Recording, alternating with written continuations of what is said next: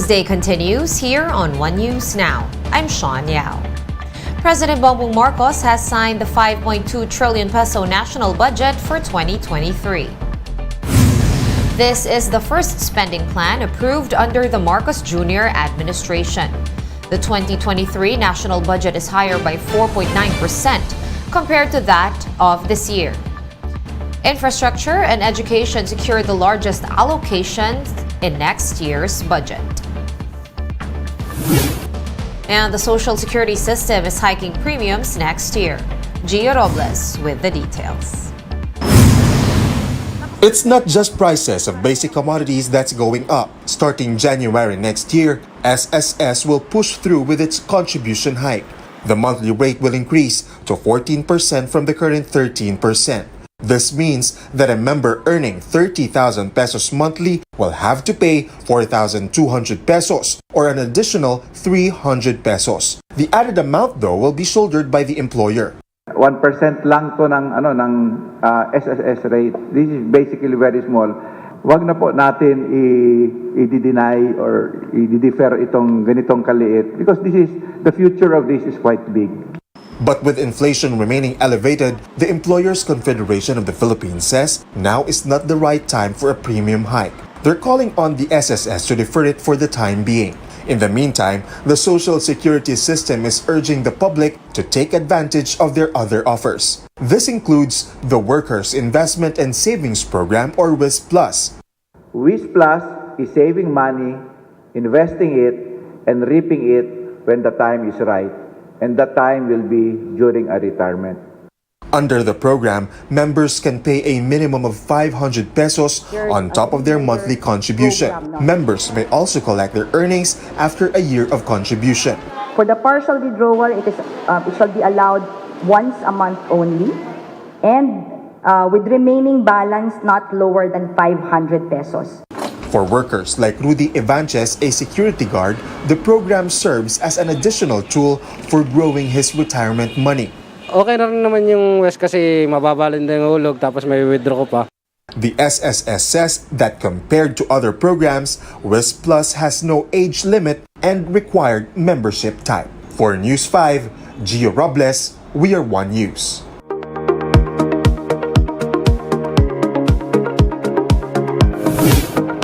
China's abrupt end to its COVID-0 policy has sparked concerns about overloaded hospitals and the possibility of another COVID-19 variant. Let's get more details from this Bloomberg report. The virus is really hitting all of China at once. The forecast for deaths in China reach as high as over 2 million.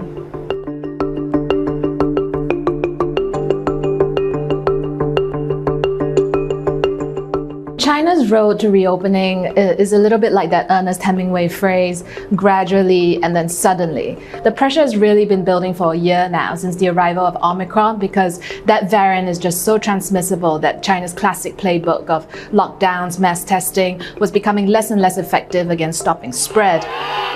Then there were these unprecedented protests that happened at the end of November, people taking to the streets, some even calling for presidency to step down. Since then, China has basically let it rip. All of these measures now have been overturned. The only thing that remains for China is these travel curbs that we expect to be eased quite soon as well. What we're seeing right now is that really initial stage of infection that we saw in so many other countries in early 2020, where, suddenly over a couple of days, almost everybody is infected. What's really worrisome coming after this stage is when serious illness and fatalities will set in. There's a lot of concern over how the elderly especially are under-vaccinated, and they're vaccinated with Chinese vaccines, which we know are not as effective as the Western mRNAs. The health system is under strain. Officials are telling people, please don't come to the hospitals unless you're seriously sick. They're trying to prioritize the most vulnerable. The virus is really hitting all of China at once. I think we can see the same thing really happen in all major cities over the next 6 to 8 weeks. We'll start to see fatalities in around 4 to 6 weeks, and then the infection curve will start to come down. But as we've seen in so many other countries around the world, the waves keep coming back. There may be another variant, which is a really big unknown that experts are quite concerned about because you're talking about 1.4 billion people. The more people get the virus, the more it evolves.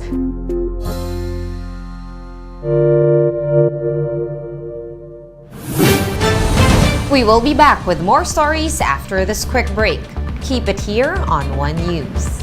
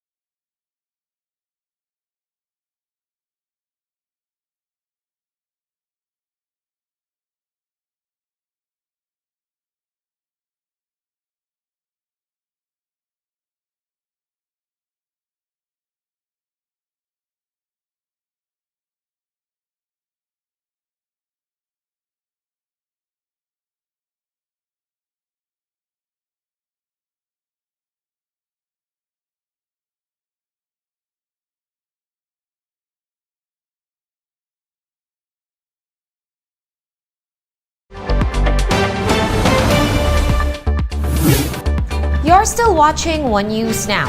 I'm Sean Yao. The city government of Bacoor in Cavite is celebrating Christmas in style with digital decorations.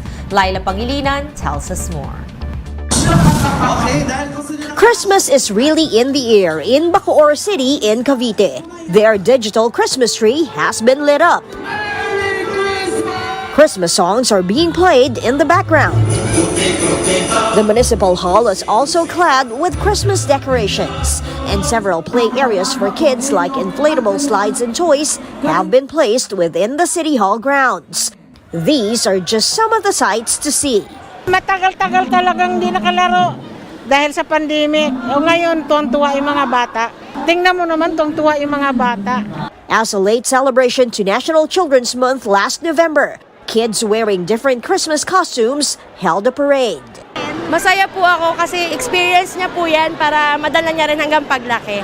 Masaya po siya lalo na nakikita niya ang daming tao.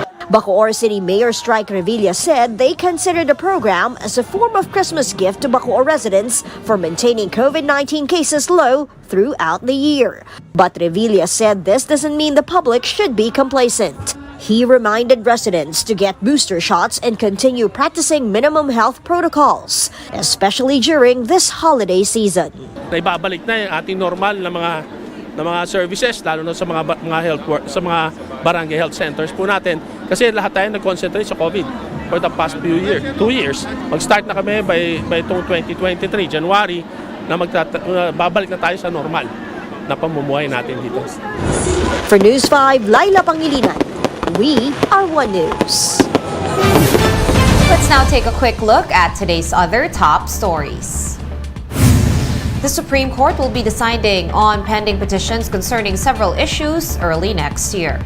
This includes election-related petitions and those challenging the no-contact apprehension program. President Marcos brought home 9.8 billion pesos worth of investment pledges from his 3-day trip to Belgium. This includes deals on maritime security and renewable energy. And the traditional Simbang Gabi kicked off today. Thousands of Filipino Catholics attended early Mass in different churches across the country. For more updates, visit News 5, The Philippine Star, and Business World online. Visit our website, onenews.ph, for more in-depth analysis. You can also catch One News on Signal Play. Register for a free account at www.signalplay.com and stream One News Live anytime, anywhere. I am Sean Yao. We are One News.